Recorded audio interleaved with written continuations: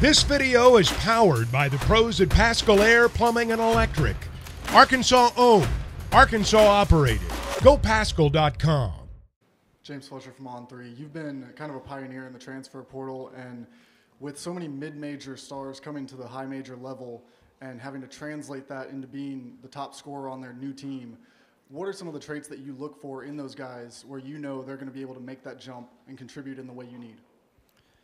I mean, I think the one thing with the transfers is there's a body of work against other Division I players. There's a statistical analysis, so to speak, that goes into it. There's the eye test that goes into it, and then certainly there's communication, with getting feedback from people that have played against that particular player, or maybe the program that they're leaving. So I think there's a lot that goes into it. Obviously any transfer has more experience than an incoming freshman, so that can change the maturity level, the ability to pick up schemes, both offensively, defensively. So I guess that's kind of an all-encompassing of a transfer recruiting in a minute.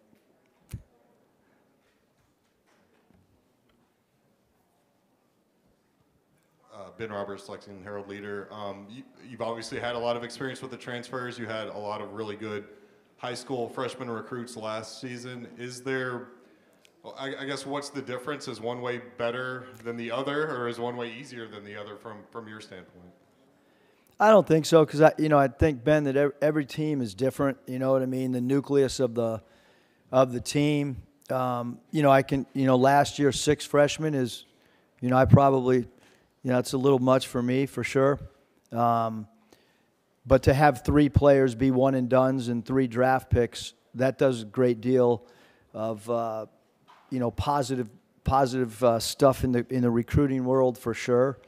You always want your players to reach their dreams as quick as possible, and to have 3 guys basically be with us for 8 months is really cool to see. But certainly from a continuity standpoint, I don't know if there's much continuity in college basketball, let alone college football, with a player either transferring or being a one and done. So I don't think there's a right way or a wrong way. I thought our freshmen last year developed, and we go from 10th in the SEC to growing with each game, and then it's a team that upsets Kansas and plays in a Sweet 16, and it was because that group got better. And I think that there is a lot of upside for freshmen to grow over the course of a 30-game college season, and it's cool for a coaching staff to be a part of a player's growth and be with guys that still haven't reached their max or their upside.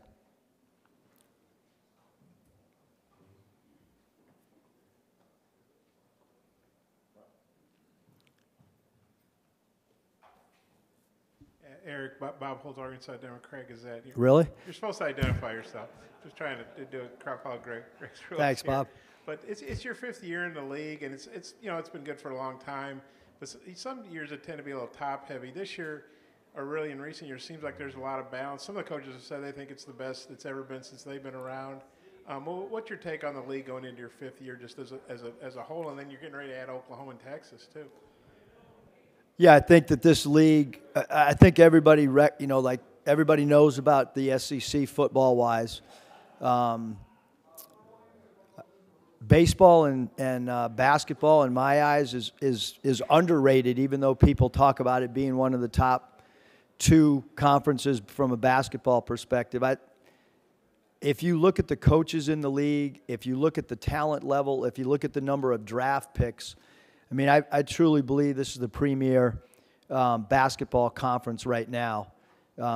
Looking at the league compared to, the small portion size that I have of 4 years, I think the league's is good, probably better than any year since I've been in it.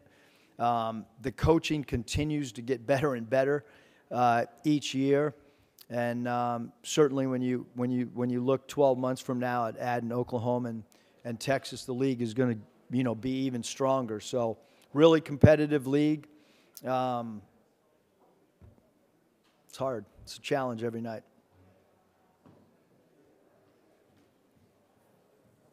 Coach, we saw him really starting to establish himself before he got injured early last year. But talk about how much better Trevon Brazile can be. And I know he would have been a huge factor for you if he had been healthy all year a year ago.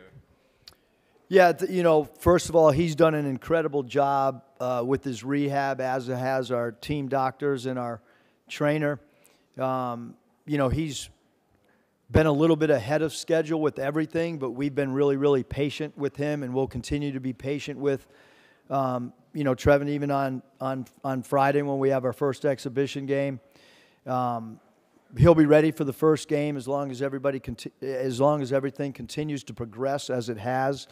But he, in my opinion, when he got hurt, I thought he was one of the best players in the league, which if you're one of the best players in the SEC, you're probably one of the best players in the country.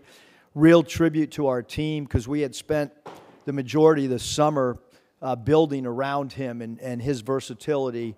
And to have him go down when he did, and then be able to kind of recalibrate who we were from an identity standpoint, I thought it was a real, tribute to the other guys, because we had people step up, and when he went down, we didn't make excuses internally, but he's headed to have a great year for sure, and has an incredibly bright future beyond college as well.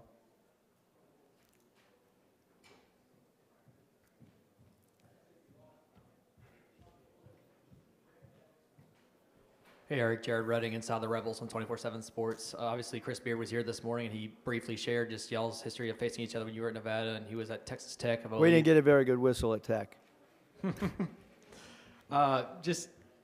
Just knowing him, what do you feel like he kind of brings to the conference, and what is kind of the common denominator among the teams that that he's coached? Well, Coach Beard's one of the best coaches in college basketball. Everywhere he goes, he wins. His teams play with great toughness. You better be able to get loose balls against his teams, and you have to figure out a way to score. Great defensive coach. Every team that we faced, which is, I don't know how many times, maybe 3 times now, an NCAA tournament, a game at Tech in Lubbock when I was at Nevada, and then an exhibition game last year. Schematically, he's really hard to prepare for. And, he's a guy that gets his guys to play with maximum effort.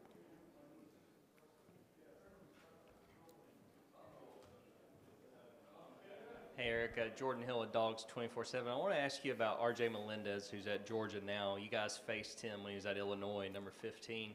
What do you remember about his game, what you guys saw against him in that NCAA tournament game? Thanks, Jordan. I remember his number. He's just got great versatility. I think he'll fit Mike's system really well.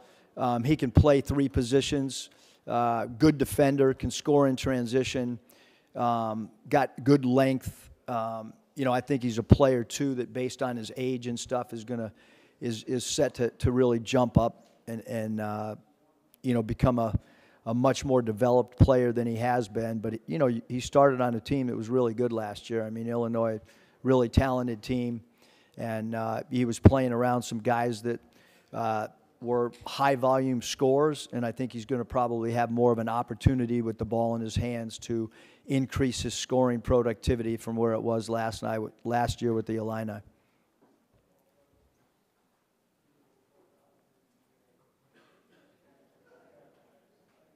Any more questions?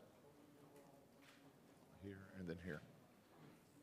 Coach Curtis Wilkerson, PlugSports.com. You mentioned several times how Jalen Graham's practice habits have improved quite a bit over last year. I'm just curious, due to that, what parts of his game have been unlocked and maybe areas he's improved where he can make a bigger impact this year? Yeah, I think, anyone that watched us play last year, Curtis understands that Jalen is a really, really talented offensive player. If you watched him at Arizona State, Coach Hurley went to him and used him as a go-to player, his second team all Pac-12. We want him to continue to evolve as a rebounder in traffic and to rebound outside of his area. Those are 2 areas that we look for growth from him, and to be a little more aggressive in getting loose balls. I think the scoring, he's as hard to cover one-on-one as anybody in our league. both in the post, in mid-range, and facing up off the bounce. He's got a great spin game when he puts it on the deck. So it's those areas that I talked about will really determine where his role evolves moving forward. Hey, Erica, Ryan Black with the Courier-Journal. There have been just a lot of questions today to the coaches about roster building in current college basketball, and everyone knows that the most successful teams in the past 6-7 years have been very experienced teams. Kentucky has 8 freshmen. Many of them are going to be counted on very heavily this year. Do you think that can be successful in today's college basketball, kind of leaning that heavily on? I mean, and granted, I understand they're extremely talented freshmen who many are projected to go in the NBA draft, but still, do you think that can be successful in today's? I do. I really do. I think you know, it depends on who those freshmen are, and again, I can just use our team. You know, last year, I mean, we started 3 freshmen. You know, one of them was hurt, you know, for a good portion of the season. If he's not injured, you know, we probably have more wins than we did last year. If Brazil is playing with those 3 freshmen, maybe we have 5 to 6 more wins, to be honest with you, when you consider Nick Smith's talent. But yes, I mean, I think you can win. If we wouldn't have played UConn and we would play some of the other teams that were still left in the tournament, we felt like coming off that Kansas win, even with the 3 freshmen starting, that we could have gone beyond the Sweet 16. So, and Coach Calipari, there's no one better at coaching younger players. There's no one better in the country, probably no one better in the history of college basketball coaching young guys. I don't think there's even a close second. And so, yes, I do think they can have great success, even though they are young, and because he's got lottery picks, and when you have lottery picks and first-round picks, you're gonna win games. Hey, Eric, Kevin Skarbinski with the SEC blog. Obviously, every team's different, every tournament is different, but is there a thread that runs through the NCAA tournament success that you guys have had year after year the last 3 years? I don't know, Kevin. I mean, I think that, number one, you've got to get better as the season progresses. Your team's got to be confident, you know, if you, and which we have lost in the SEC tournament. How quickly can you rebound mentally?